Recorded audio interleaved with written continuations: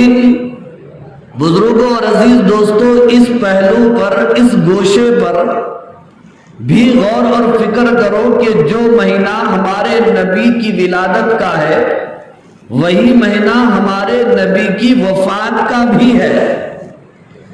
جو مہینہ ہمارے نبی کے دنیا میں آنے کا ہے وہی مہینہ ہمارے نبی کے دنیا سے تشریف لے جانے کا بھی ہے۔ جو مہینہ ہمارے نبی کی دنیا میں آمد کا ہے وہی مہینہ ہمارے نبی کا دنیا سے جدا ہونے کا بھی، اور ہمارے نبی کی ولادت بھی عالی شان، ہمارے نبی کی وفات بھی عالی شان۔ ہمارے نبی کی پیدائش اور ہمارے نبی کی وفات دونوں ایسی ہیں جن سے ہمارے نبی کی شان، ہمارے نبی کا مقام و مرتبہ اور عظمت معلوم ہوتی ہے۔ سارے نبیوں کی سیرت ان کی پیدائش کے بعد سے شروع ہوتی ہے، لیکن میرے نبی کی سیرت نبی کی ولادت سے پہلے شروع ہوتی ہے۔ آپ نے خود بیان فرمایا، اللہ نے مجھے اس وقت نبی بنایا جبکہ ابو البشر انسان اول حضرت آدم علیہ السلام کا مجسمہ تیار ہو رہا تھا۔ ہمارے نبی نے یہ بیان فرمایا کہ اللہ نے اس دنیا کو بنایا ہے تو وہ میرے صدقے میں بنایا۔ ہمارے نبی نے خود بیان فرمایا، حدیث کے یہ الفاظ ہیں کہ اللہ نے بیان فرمایا اگر آپ نہ ہوتے تو اس کائنات کو ہم وجود نہ دیتے۔ عالم ارواح میں اللہ نے ساری روحوں سے، سارے انسانوں کی روحوں سے اس وقت سوال و جواب کیا تھا اور یہ پوچھا تھا الست بربکم، کیا میں تمہارا رب نہیں ہوں؟ تو ساری روحیں اس وقت حیران تھی، پریشان تھی کہ جواب کیا دیا جائے۔ سب کی نظریں نبیوں کی روحوں کی طرف تھی اور نبیوں کی روحوں کی نظر میرے نبی کی روح کی طرف تھی۔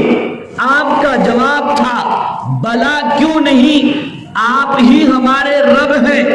آپ کا جواب سن کر نبیوں کی روحوں نے دیا اور نبیوں کی روحوں کا جواب سن کر سارے انسانوں کی روحوں نے جواب دیا بلا کیوں نہیں، آپ ہی ہمارے رب ہیں، آپ ہی ہمارے پروردگار۔ اسی عالم ارواح میں اللہ نے نبیوں سے یہ وعدہ لیا کہ تم دنیا میں جا رہے ہو، میں اپنے محبوب کو بھیجوں گا، رسول اور پیغمبر کو بھیجوں گا، اگر تم ان کی زندگی پاؤ یا وہ تمہاری زندگی میں تشریف لائے تو تمہارا یہ فریضہ ہے ان پر ایمان لانا، ان کی نصرت کرنا اور ان کی مدد کرنا۔ آپ دنیا میں تشریف لائے، بڑی شان سے تشریف لائے۔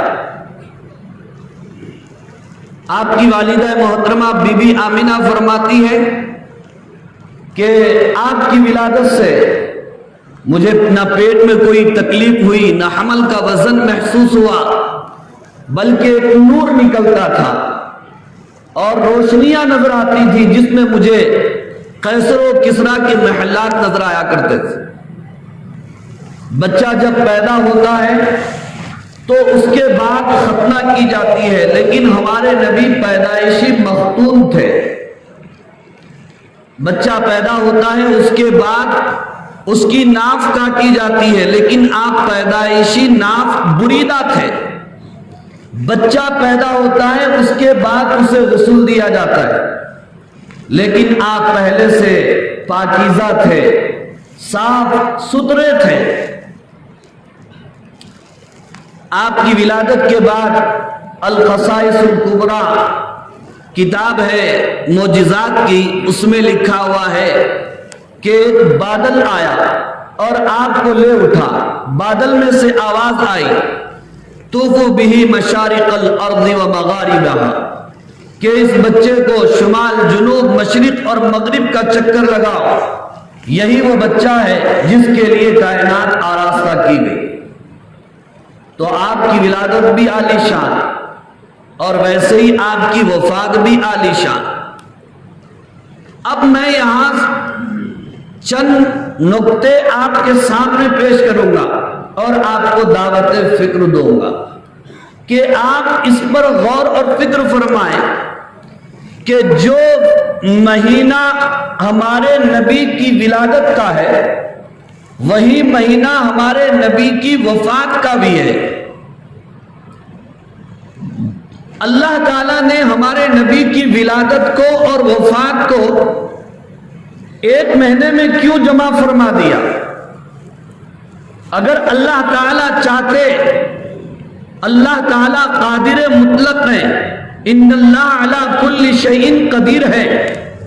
ولادت کا مہینہ کچھ اور ہوتا، وفات کا مہینہ کچھ اور ہوتا، لیکن اللہ نے دونوں چیزوں کو، ولادت کو اور وفات کو ایک مہینے میں آخر کیوں جمع فرمایا؟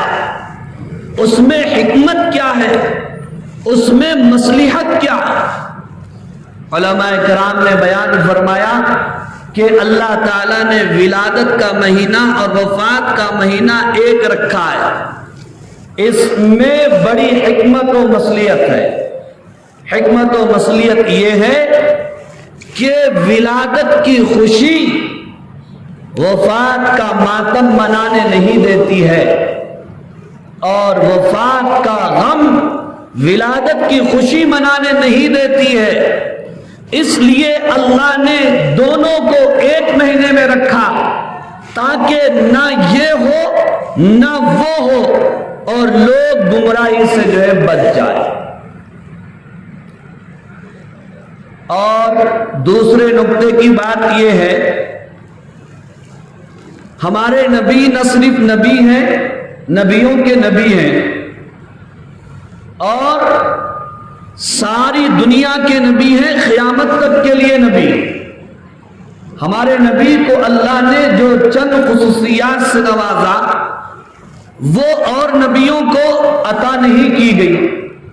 ان میں ایک خصوصیت یہ ہے کہ جتنے انبیاء آئے خاص علاقے کے لیے آئے، خاص زمانے کے لیے آئے، لیکن ہمارے نبی پوری دنیا کے لیے آئے اور قیامت تک کے لیے آئے.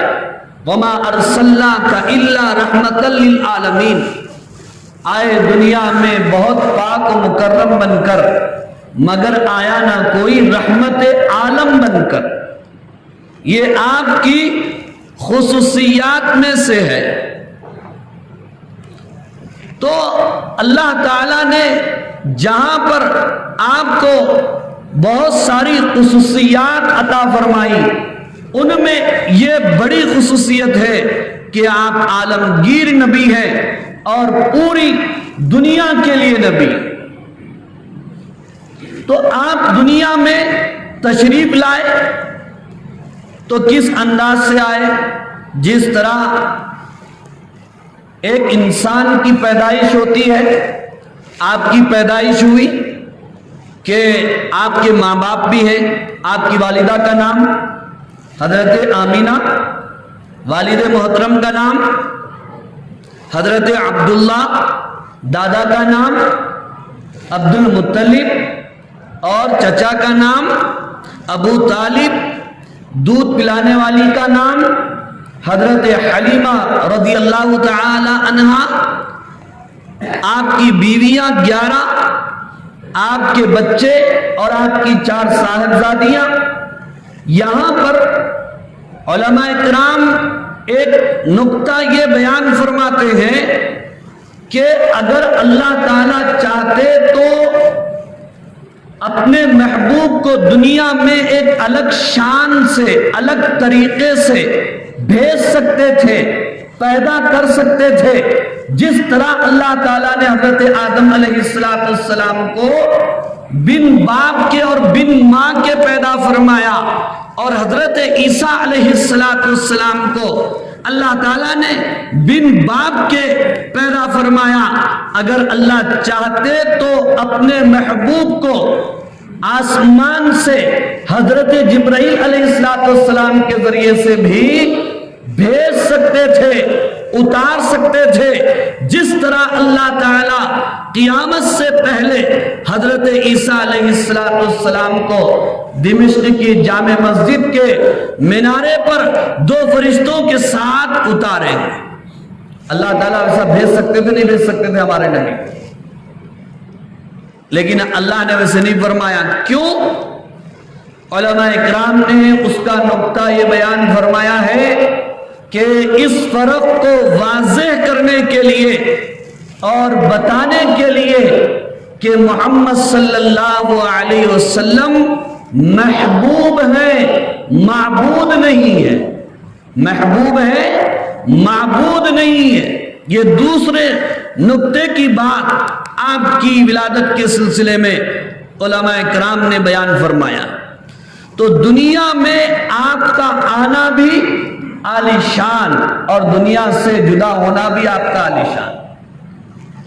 ہم پیدائش کے واقعات تو ماشاءاللہ بہت بیان کرتے ہیں، سنتے بھی ہیں اور اس کے اوپر جھوم بھی اٹھتے ہیں، لیکن پتہ نہیں پوری دنیا بولنے کو تو 12 وفات کہتی ہے، وفات کا مہینہ ہے، وفات کا مہینہ ہے۔ 12 ولادت کا مہینہ تو نہیں بولتے نا بھائی، سب کیا بولتے ہیں؟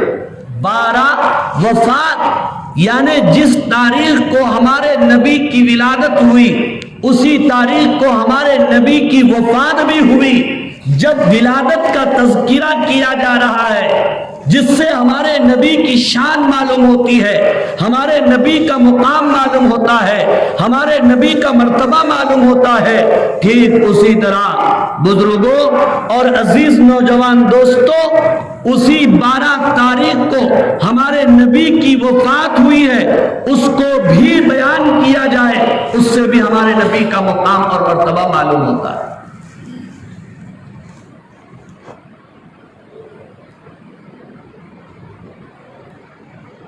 جس طرح موت تو ہر ایک کو آتی ہے، کل نفس ذائقۃ الموت ہے، ہر انسان کو مرنا ہے، لیکن نبیوں کی موت میں، عام انسانوں کی موت میں زمین اور آسمان کا فرق ہے۔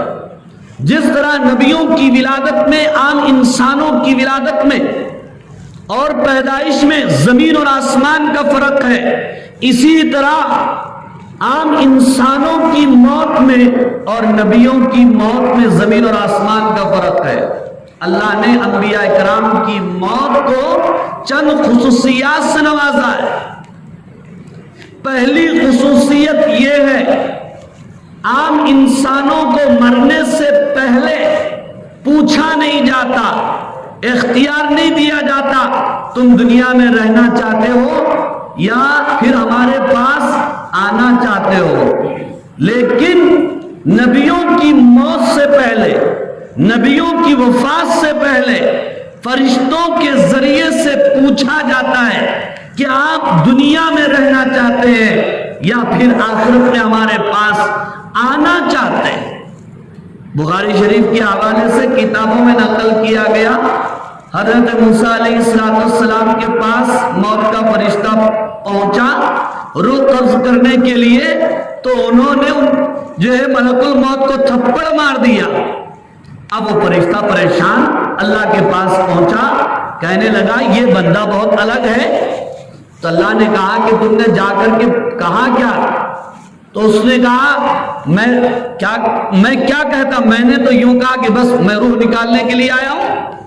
اللہ نے فرمایا وہ ہمارے پیغمبر ہیں، اور جا وہ جلال والے ان سے یوں کہو کہ میں اللہ کے حکم سے آیا ہوں اور اللہ تمہیں اختیار دے رہے ہیں کہ تم اللہ کے پاس آنا چاہتے ہو تو آ جاؤ یا دنیا میں رہنا چاہتے ہو تو رہ جاؤ۔ موسیٰ علیہ السلام نے موت کے فرشتے سے پوچھا دنیا میں رہنا چاہتا ہوں تو مجھے کتنا موقع دیا جائے گا؟ فرشتے نے مثال کے طور پر یہ بات سمجھائی کہ جتنے کے ایک بکری کے جسم پر یا ایک گائے کے بدن پر مٹھی میں بال آتے ہیں اتنے اور سال آپ کی زندگی کے بڑھا دیے جائیں گے۔ موسیٰ علیہ السلام نے پوچھا پھر اس کے بعد؟ فرشتے نے کہا پھر اس کے بعد موت۔ موسیٰ علیہ السلام نے کہا جب بھی موت اب بھی موت، تو چلیے ساتھ میں چلنے کے لیے تیار ہے۔ کیا موت کے سلسلے میں اللہ والوں کی باتیں کتنی پیاری باتیں ہوتی ہیں۔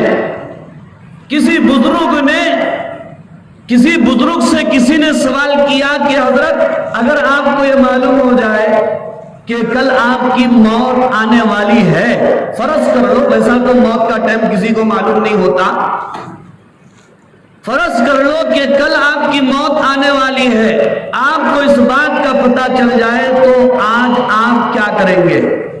تو انہوں نے کیا جواب دیا اور کیا خوب فرمایا، میں وہی کروں گا جو روزانہ کیا کرتا ہوں، اس لیے کہ میں زندگی کا ہر دن یہ سمجھ کر گزارتا ہوں کہ یہ میری زندگی کا آخری دن ہے، اور میں اور آپ اللہ ہمیں غفلت سے بچائے ہر دن یوں گزارتے ہیں یہ زندگی کا پہلا دن ہے۔ جگہ جی لگانے کی دنیا نہیں ہے، یہ عبرت کی جا ہے، تماشا نہیں ہے، آگاہ اپنی موت سے کوئی بشر نہیں ہے، ساما 100 برس کا ہے پل کی خبر نہیں ہے۔ تو عام انسانوں کی موت میں اور نبیوں کی موت میں ایک فرق تو یہ ہے، عام انسانوں کو موت سے پہلے اختیار نہیں دیا جاتا، ان کی روح اچانک قبض کر لی جاتی ہے، لیکن نبیوں کو اختیار دیا جاتا ہے۔ حضرت ابو سعید خدری رضی اللہ تعالی عنہ کی روایت ہے کہ حضور اکرم صلی اللہ علیہ وسلم نے خطبہ دیا، اس خطبے میں آپ نے یوں بیان فرمایا کہ اللہ تعالیٰ نے ایک بندے کو اختیار دیا ہے، اگر آنا چاہتے ہیں تو آ جاؤ، یا دنیا میں رہنا چاہتے ہیں تو پھر دنیا میں رہ جاؤ۔ یہ کہنا تھا اس محفل میں حضرت ابوبکر صدیق رضی اللہ تعالی عنہ تھے، وہ آپ دیدہ ہو گئے، رونے لگ گئے۔ رونے والا اگر کوئی دوسرا ہوتا تو اسے نظر انداز کر دیا جاتا، لیکن یہ ابو بکر تھے رضی اللہ تعالی عنہ، جن کی مسکراہٹیں بھی اسلام میں معیار ہیں اور جن کی آنسو بھی اسلام میں معیار ہیں۔ سب کہنے لگے حضرت ابو بکر سے آپ کیوں رو رہے ہیں؟ ایسا حضور نے کیا بیان فرمایا؟ تو حضرت ابو بکر صدیق رضی اللہ تعالی عنہ کہنے لگے تم دیکھتے نہیں ہو، وہ ایک بندہ کوئی اور نہیں ہے، وہ میرے آقا ہے، اسی جدائی کے غم نے مجھے رلا دیا ہے۔ ایک فرق تو یہ ہوتا ہے۔ دوسرا فرق عام انسانوں کی موت میں اور نبیوں کی موت میں کیا ہوتا ہے؟ دوسرا فرق عام انسانوں کی موت میں اور نبیوں کی موت میں یہ ہوتا ہے کہ عام انسان کی قبر قبرستان میں بنائی جاتی اور نبی کی قبر وہاں بنائی جاتی ہے جہاں نبی کی وفات ہوتی ہے۔ آپ جگہ بدل نہیں سکتے، آپ جگہ تبدیل نہیں کر سکتے، چنانچہ ہمارے نبی کی وفات حضرت عائشہ رضی اللہ تعالی عنہا کے حجرہ مبارکہ میں ہوئی اور وہیں پر آپ کی قبر اطہر تیار کی گئی اور وہیں پر آج آپ آرام فرما ہے، مدفون ہے۔ تیسرا فرق عام نبیوں کی موت میں، عام انسانوں کی موت میں اور نبیوں کی موت میں کیا ہے؟ تیسرا فرق یہ ہے کہ عام انسان مر جاتا ہے، مٹی میں مل جاتا ہے، گل سڑ جاتا ہے، لیکن انبیاء اکرام علیہم السلام کے اجسام مبارکہ اور بدن مبارکہ قبروں میں صحیح سالم ہوتے ہیں۔ حدیث میں آتا ہے کہ اللہ تعالی نے مٹی پر نبیوں کے جسموں کو، پیغمبروں کے جسموں کو کھانا حرام کر دیا ہے۔ اور چوتھا فرق یہ ہے، عام انسان تو اپنی جگہ قبر میں ہے، لیکن انبیاء کرام اپنی قبروں میں باحیات ہوتے ہیں، زندہ ہوتے ہیں، یہاں تک کہ وہ حدیث میں آتا ہے کہ اپنی قبروں میں نماز پڑھتے۔ ہمارے نبی شب معراج میں آسمانوں پر تشریف لے گئے، حضرت آدم علیہ السلام سے ملاقات، حضرت یوسف علیہ السلام سے ملاقات، حضرت ابراہیم علیہ السلام سے ملاقات، اور حضرت موسیٰ علیہ السلام سے تو زبردست ملاقات۔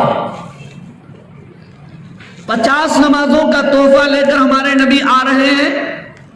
7ویں آسمان پر کون ہے؟ حضرت ابراہیم علیہ السلام ہے۔ اب وہ شب معراج میں سنے تھے بیان، گئے سو رجب کے مہینے میں، جمعہ میں سنے، جمعہ میں کیسا سنتے ہم لوگ بیان؟ لاسٹ میں آ کے فرسٹ میں نکل جاتے۔ سنے نہیں سنے، کس کو یاد ہے؟ پورا جو ہے گتا کس کے اوپر ہے؟ وہ مولانا کے اوپر ہے، خطیب کے اوپر ہے، امام صاحب کے اوپر ہے۔ تو 50 نمازوں کا تحفہ لے کر آپ تشریف لا رہے تھے۔ 7ویں آسمان پر کون ہے؟ حضرت ابراہیم علیہ السلام۔ حضرت ابراہیم علیہ السلام نے مبارکبادی دی، 50 نمازوں کا تحفہ مل گیا، سورہ بقرہ کی آخری آیتیں مل گئی۔ شرک کے علاوہ جو بھی گناہ ہوگا اللہ چاہیں گے تو اسے معاف فرمائیں گے۔ یہ 3 تحفے لے کر ہمارے نبی تشریف لا رہے ہیں۔ ابراہیم علیہ السلام خاموش ہے، کچھ نہیں بولے، مبارکبادی۔ موسیٰ علیہ السلام 6ویں آسمان پر ہے، ان سے ملاقات ہوئی اور معلوم ہوا کہ 50 نمازوں کا تحفہ ملا۔ موسیٰ علیہ السلام نے کیا کہا؟ موسیٰ علیہ السلام نے ہمارے نبی سے یوں کہا کہ آپ تشریف لے جائیے، ان نمازوں کو کم کر کے آئیے، اس لیے کہ آپ کی امت کمزور ہے۔ آپ واپس گئے اور اللہ تعالیٰ سے درخواست کی، اللہ تعالیٰ نے 10 نمازیں ان میں سے کم فرمائی۔ پھر آئے، موسیٰ علیہ السلام نے کہا پھر جاؤ، پھر آئے، پھر جاؤ۔ آپ صلی اللہ علیہ وسلم جاتے گئے، موسیٰ علیہ السلام کے مشورے پر آتے گئے۔ تو کبھی اچھی بات ہو، رائے مشورہ تو چھوٹوں کا بھی سن سکتے، نہیں سن سکتے۔ اللہ کے نبی نے یہ نہیں بولے میں سید الاولین والآخرین ہوں، سید المرسلین ہوں۔ موسیٰ علیہ السلام آپ کی رائے میں تھوڑے سنوں میں، اچھی بات ہو، پسند آئے تو قبول کی جا سکتی ہے، چھوٹوں کی بھی۔ تشریف لے گئے، یہاں تک کہ سفارش کرتے کرتے لاسٹ میں کتنی نمازیں باقی رہ گئی؟ only 5 نمازیں باقی رہ گئی۔ پھر بھی موسیٰ علیہ السلام نے یوں کہا جائیے، اسے بھی کم کرا کے آئیے، اس لیے کہ میری امت آپ کی امت سے زیادہ طاقتور تھی، وہ 3 نمازوں کی پابندی نہیں کر سکی۔ آپ کی امت تو میری امت سے زیادہ کمزور ہے، 5 نمازیں کیسے پڑھ سکے گی؟ جائیے اسے بھی کم کرا کے آئیے۔ آپ نے فرمایا نہیں، مجھے بار بار جانے سے شرم و حیا آتی ہے، لیکن ہم سوچ رہے ہوں گے اے کاش کہ اللہ کے نبی ایک اور چکر لگا دیتے تو قصہ ہی ختم ہو جاتا۔ لیکن بزرگوں اور عزیز دوستوں، اللہ سے مانگنے کا سلیقہ ہی ختم ہو جاتا۔ اللہ سے مانگنے کی چیز، اللہ سے لینے کی چیز وہ ہم سے ختم ہو جاتی۔ آج ہم بیمار پڑ گئے، 2 رکعت نماز پڑھ کے اللہ سے مانگ رہے ہیں صحت دے دے، شفا دے دے۔ ہم کو عادت نہیں ہے نا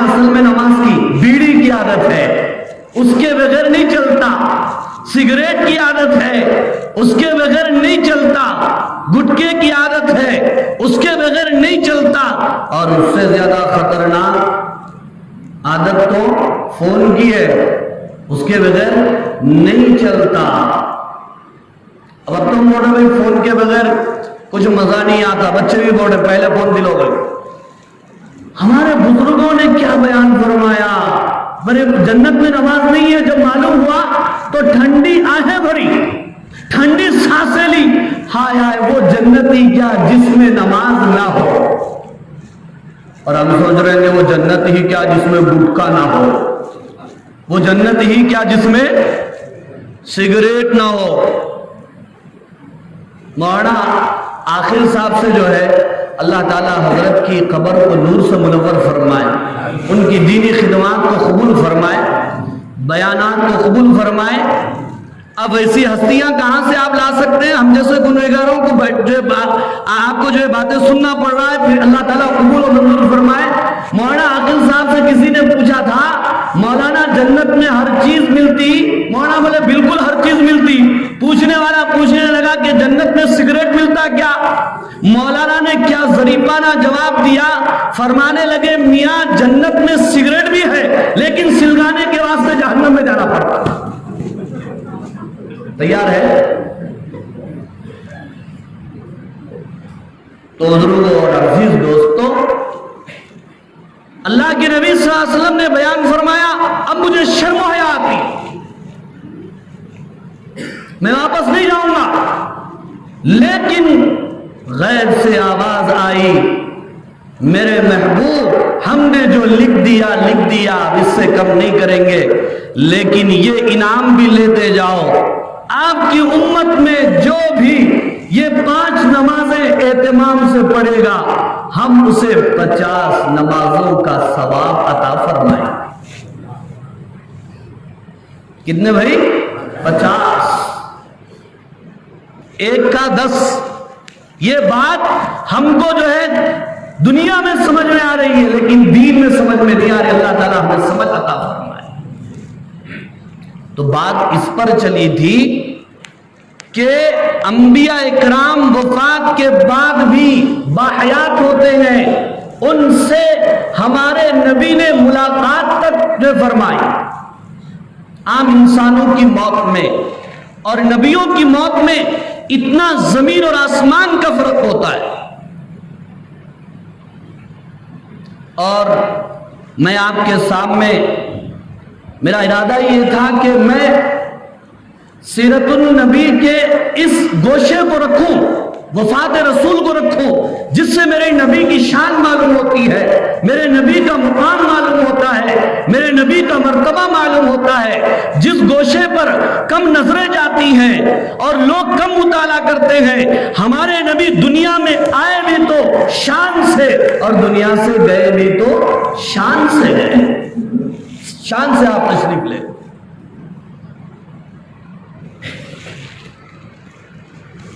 اپنی وفات سے پہلے زندگی کے آخری دنوں میں چند ایسے واقعات پیش آئے جو ہمارے نبی کے وصال کی طرف، ہمارے نبی کی وفات کی طرف اشارہ کر رہے تھے۔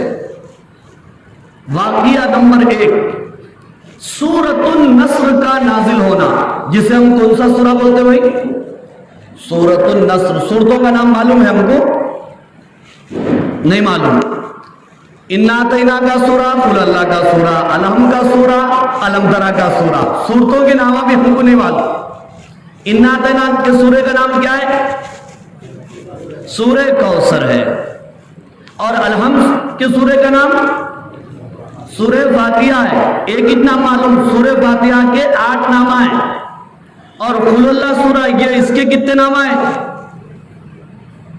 ایک ہی نام ہے، کیا ہے؟ قل اللہ، قل ہو واللہ ہے، کیا ہے؟ قل ہو واللہ احد ہے۔ قل ہو اللہ نہیں ہے، وہاں بیچ میں واللہ بھی ہے۔ ہم کیا بولتے ہیں؟ قل واللہ احد ہوتی نماز، قل ہو واللہ احد۔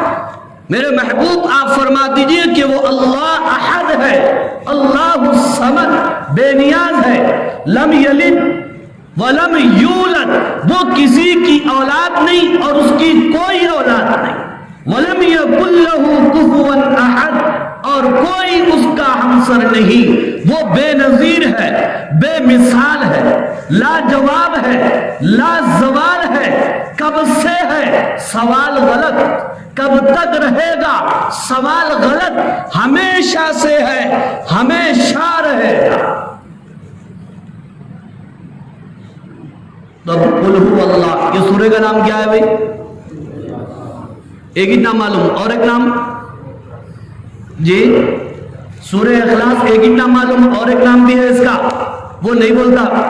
میں کیا کرتا ہوں بس اوقات اپنی تقریروں میں بعض سوالات جو ہے چھوڑ دیتا ہوں، تھوڑا ہم بھی محنت کرتے رہنا معلوم ہوتا۔ جا کے عالموں کو نہ تو پوچھو، جہاں بولے وہاں دم کرتے رہے۔ بازار میں آنا مشکل، ترکاری خریدنا مشکل، دکان کو ڈھرنا مشکل، پیشاب کو جانا بھی مشکل، وہاں مسئلہ یاد آ گیا مولانا غلط۔ ارے دعوت میں گئے، بھوک بول تو بھوک لگ رہی، مولانا آئے مشورہ کرنا ہے آپ سے کہتے، اب جھڑکی دیے تو دیکھو یہی اخلاق تھے ہمارے نبی کے، سیرت النبی پہ بیان کر کو آ رہے یہی ہے۔ کیسا بھائی؟ اب ایک ڈاکٹر کو سرجن کو پکڑ کے بولے ڈاکٹر صاحب آپریشن کرنا ہے، کر دیتا ہوں، نکال کے جو ہے تلوار میں پھاڑ دیا، پورا کا آپریشن ہو جاتا۔ اللہ کے واسطے دین کا مسئلہ بھی اہم مسئلہ ہے، اہم مسئلہ ہے، وقت لو۔ فون پر بھی بات کرنا ہے تو پوچھو اطمینان کی حالت میں ہے یا نہیں ہے۔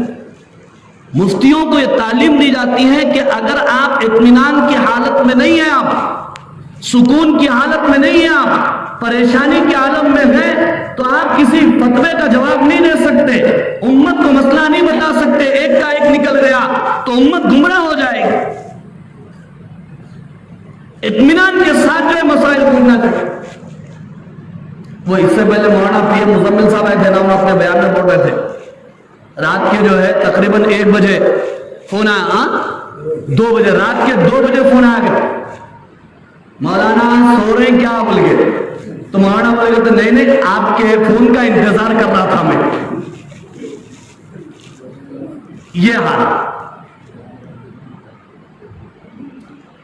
تو اس لیے اطمینان کی حالت میں جو ہے سوال و جواب کرنا چاہیے۔ تو بات میں بات نکل گئی، میں پیچھے کی بات بھول گیا، اگلی بات ہو جاؤ۔ بات کہاں سے نکلی تھی جی ہاں، آپ صلی اللہ علیہ وسلم کی وفات سے پہلے چند ایک ایسے واقعات پیش آئے۔ اصل میں 8:10 ہے اور مولانا عتیق صاحب جو ہے سفر پہ ہے، ان کے آنے تک میرے کو لے کے چلنا ہے۔ اب معلوم ہے میرے سے کمزور آدمی کا بیان آپ سننے کے لیے تیار تو نہیں ہے، مولانا کا بیان سننا ہے آپ کو، تو میرے کو کیا ہے لے کے چلنا ہے۔ بہرحال جگہ کو کیا کرنا ہے، پر کرنا ہے، خالی کرنا ہے۔ دیکھو خالی کرنا ہے بول رہے، درود شریف پڑھ لیجیے، اللہ تعالیٰ ہمیں کہنے سننے سے زیادہ عمل کی توفیق عطا فرمائے۔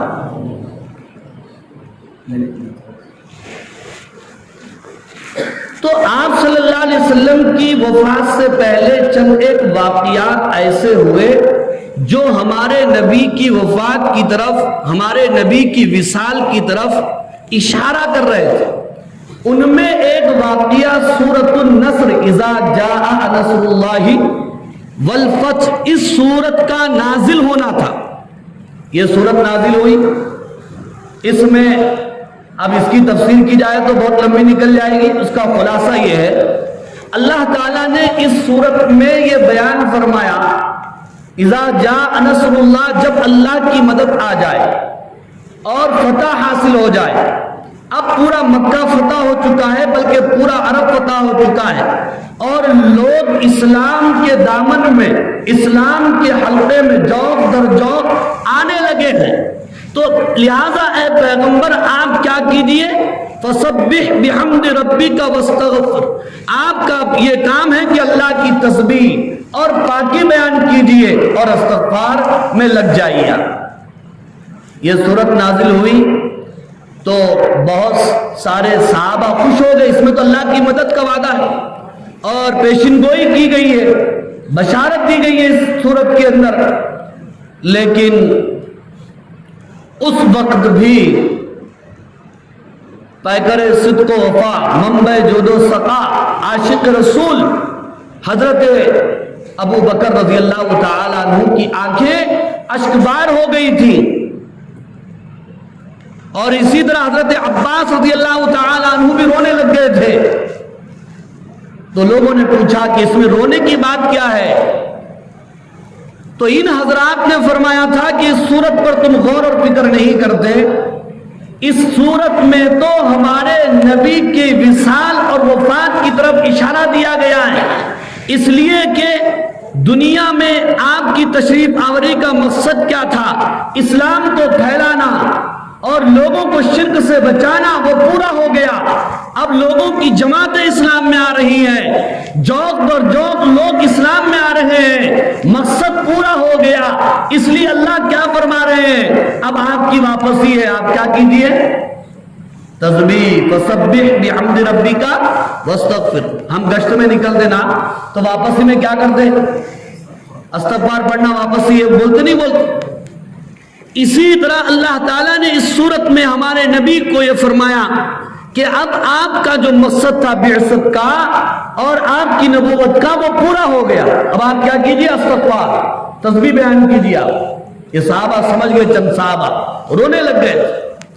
یہ ایک واقعہ، اور دوسرا واقعہ جو ہمارے نبی کی وصال کی طرف، وفات کی طرف اشارہ کر رہا تھا، وہ مشہور آیات بھی تھی۔ کون سی؟ اليوم اکملت لکم دینکم واتممت علیکم نعمتی۔ یہ آیتیں بعض مفسرین کے مطابق ہمارے نبی کی وفات سے 50 دن پہلے اتری تھی، اور بعض مفسرین کے مطابق ہمارے نبی کی وفات سے 35 دن پہلے یہ آیتیں اتری تھی۔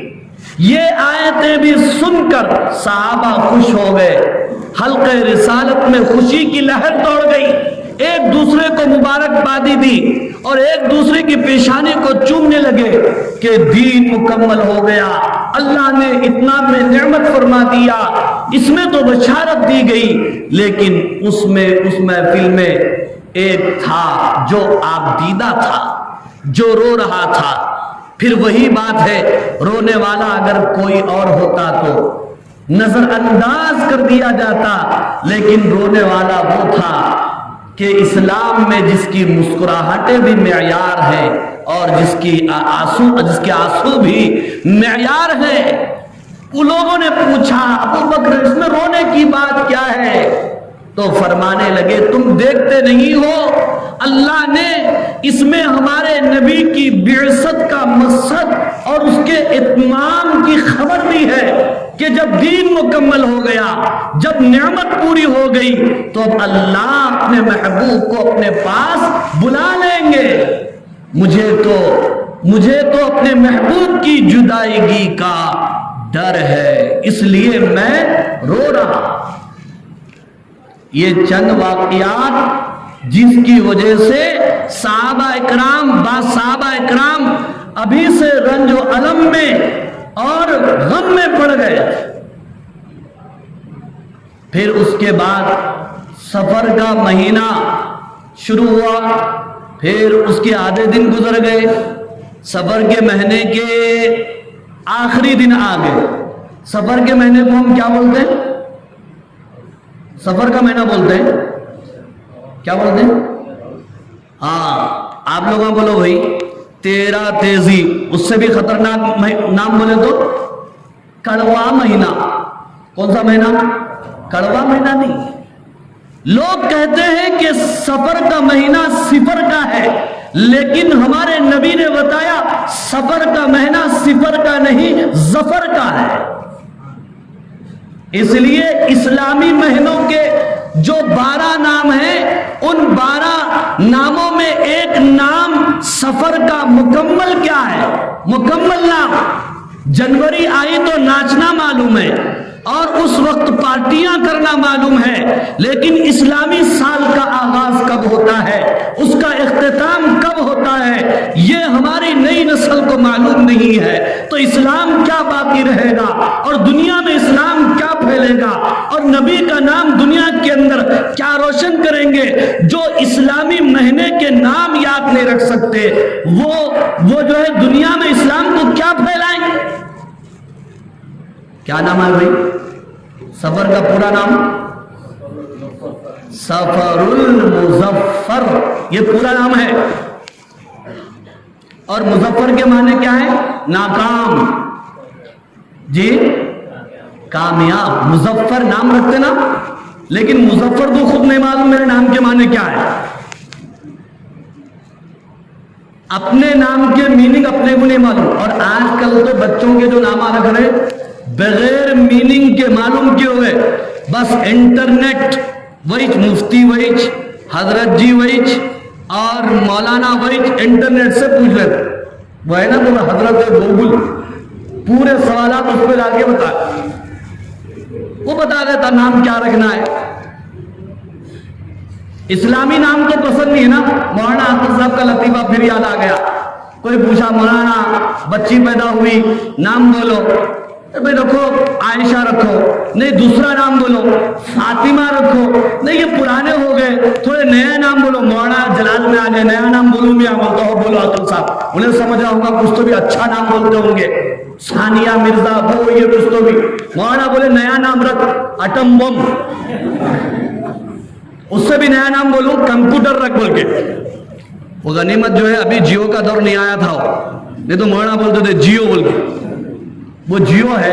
ایک مولانا کا بیان سننا تھا، میں جیو نہیں ہے مرو ہے، اور رات کے 2 بجے تک مرو 3 بجے تک مرو۔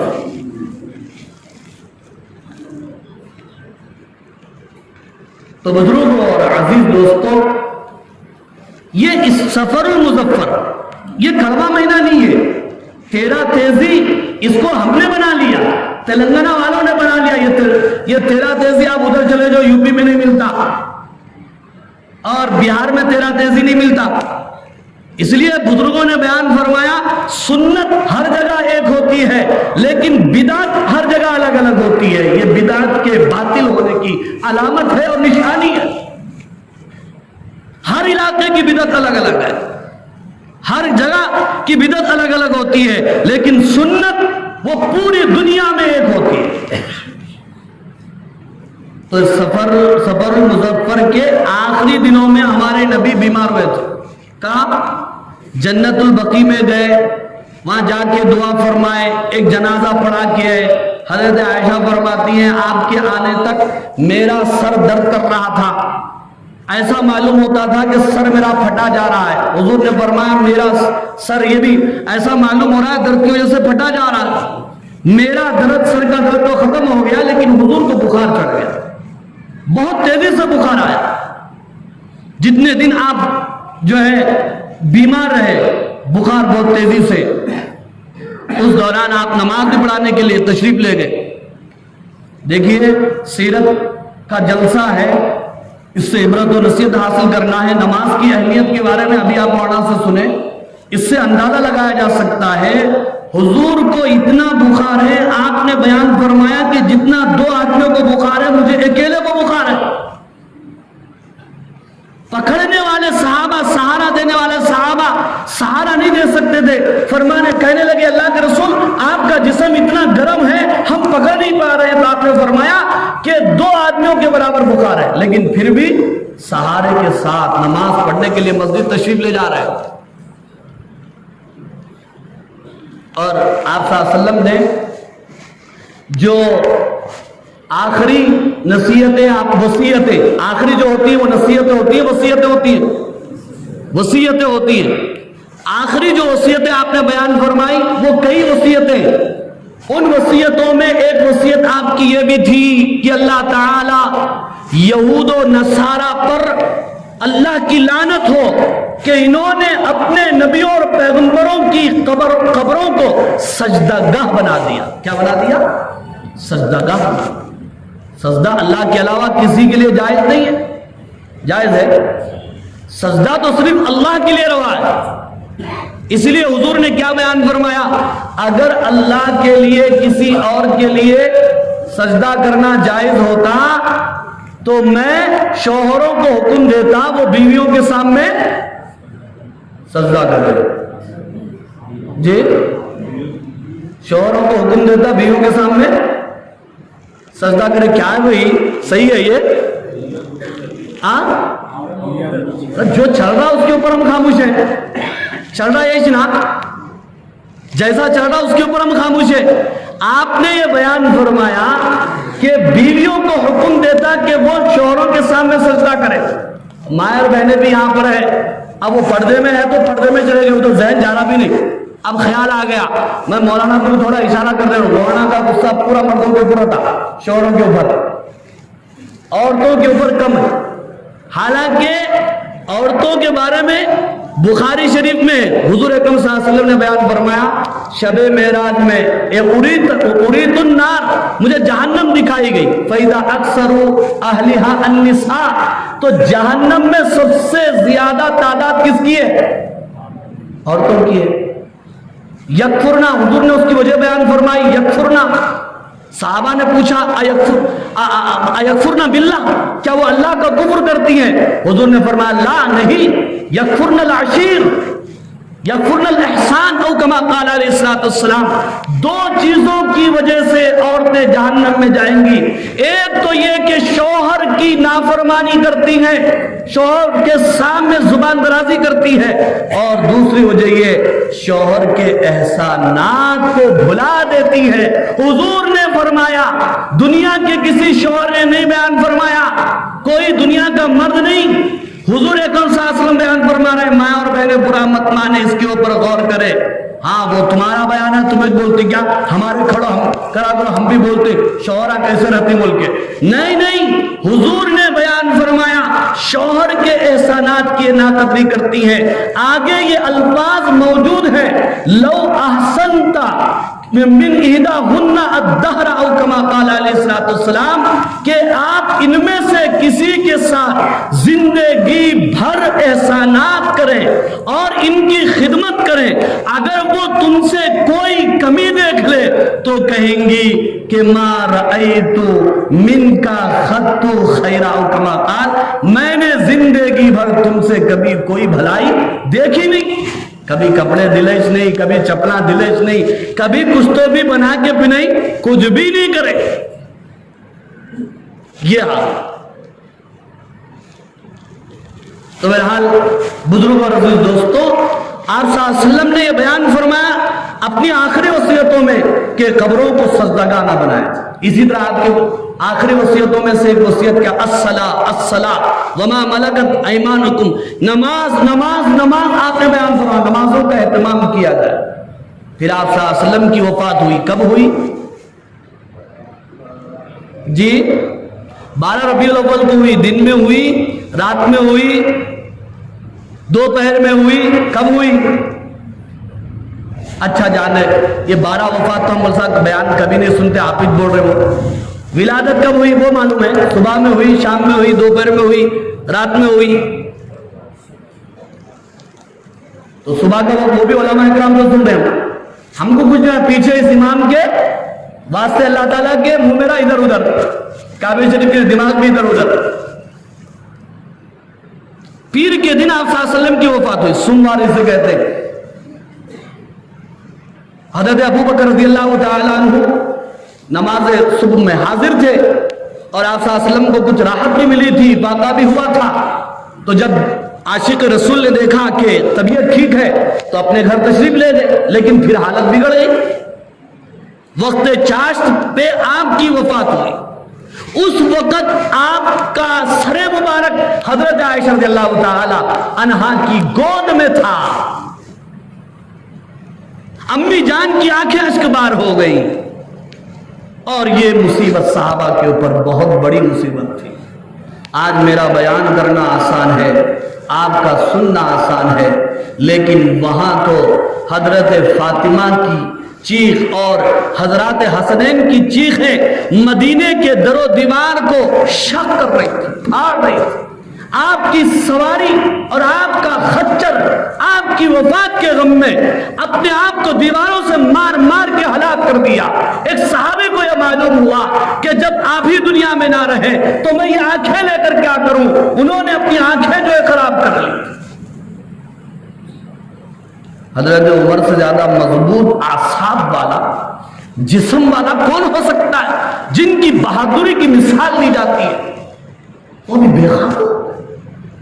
کہنے لگے کوئی یہ کہے گا کہ آپ کی وفات ہوئی، اس کا سر قلم کر دوں گا، سر اڑا دوں گا۔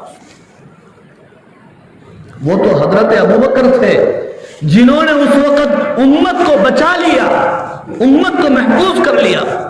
آپ کو پتا چلا، آپ تشریف لائے، حجرے میں داخل ہوئے، واہ صفیہ واہ رسولہ، اس طرح آپ نے کہا، قریب تشریف لے گئے، آپ کے چہرے کو دیکھ کر یہ کہنے لگے ہاں کہ موت تو دنیا کے ہر حسین کا حسن، ہر خوبصورت کے خوبصورتی کو ختم کر دیتی ہے، لیکن موت نے میرے محبوب کی خوبصورتی کو کچھ نہیں بگاڑا۔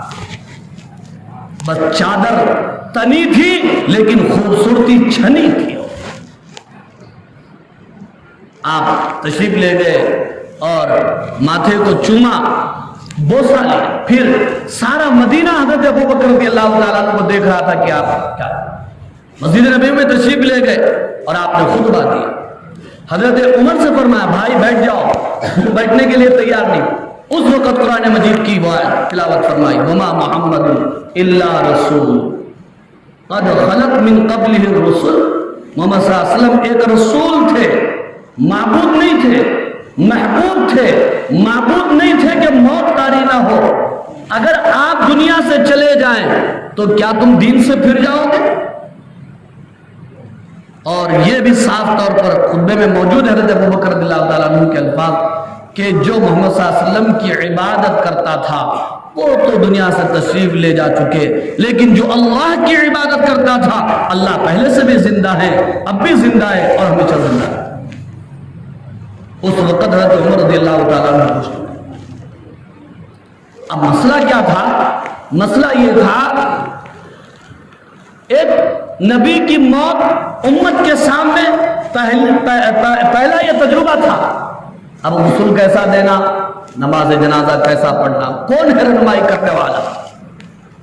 غسل دینے کے لیے صحابہ فرماتے ہیں کپڑے نکالنا یا نہیں نکالنا، کسی کو اس بارے میں پتا نہیں تھا۔ احادیث میں موجود ہے، سب پریشان ہیں، اللہ نے سب کے اوپر نیند کی کیفیت کو طاری کر دیا۔ ایک کونے میں سے غیب سے آواز آئی کہ آپ کو انہی کپڑوں میں غسل دیا جائے جن کپڑوں میں آپ ابھی موجود ہیں۔ انہی کپڑوں کے ساتھ آپ صلی اللہ علیہ وسلم کو غسل دیا۔ پھر اس کے بعد آپ صلی اللہ علیہ وسلم کو 3 کپڑوں میں جو کفنایا گیا۔ پھر حضرت ابوبکر رضی اللہ تعالیٰ عنہ نے یہ بیان فرمایا کہ مجھے بات معلوم ہے کہ نبی کی وفات وہیں پر ہوتی ہے جہاں نبی کو جو ہے دفن ہونا۔ پیر کے دن آپ کی وفات ہوئی، لیکن آپ کو کس دن دفنایا گیا بتائیے؟ کس دن قبر اطہر میں آپ کو اتارا گیا؟ یہ سوال آپ کے اوپر چھوڑتا ہوں میں، آپ خود مطالعہ کیجئے۔